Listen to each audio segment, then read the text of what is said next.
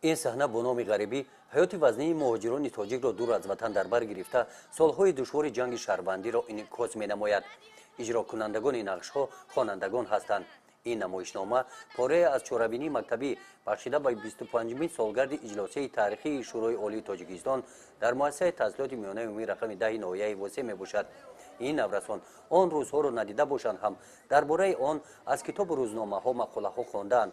حیات وزنین آن دوره را خوب درک نموده گفتند که به قدر تنجی و آرامی و آبادی این وطن میرسند. صحنه‌چه امروزه ما که بیننده ما آن رو باید تماشا میکرد و خواننده امروزه ما تاریخ نه چندان دور است ولی آنها از این بی‌درکند. بعضی در حالت طفلی بودند، بعضی حتی به دنیا نآمده بودند.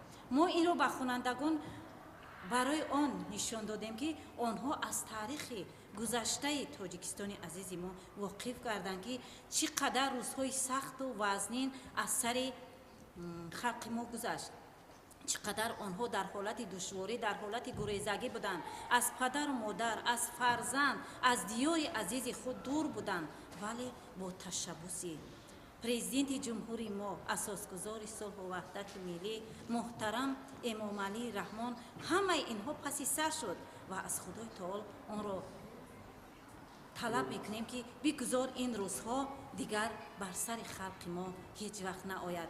فرزندانمان در دیار صلح و آسایشته عمر به سر برند و هیچ وقت اشک چشمان مادران ما دیگر نریزد. بگذار همیشه صلح و وحدت پایدار باشد. در این چاره‌بینی نورسان از تاریخ اجلاسی 16 تاریخی شورای عالی تاجیکستان معروضه کرده نشان دادند که این صحیفه تاریخ تاجیکستان را آنها خوب آموختند.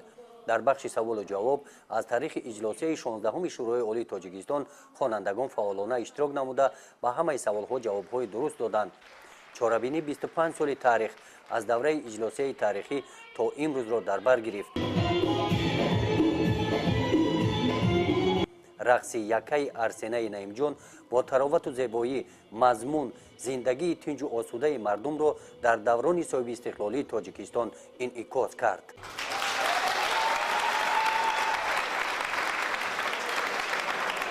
در جنبست اشتراکداران چاره‌بینی با افتخارنامه‌ها سرفراز گردانیده شدند. گزارش خواجه نظریف خدای نظر ظهوروف از ناحیه واسه برای برنامه اطلاعاتی نوید.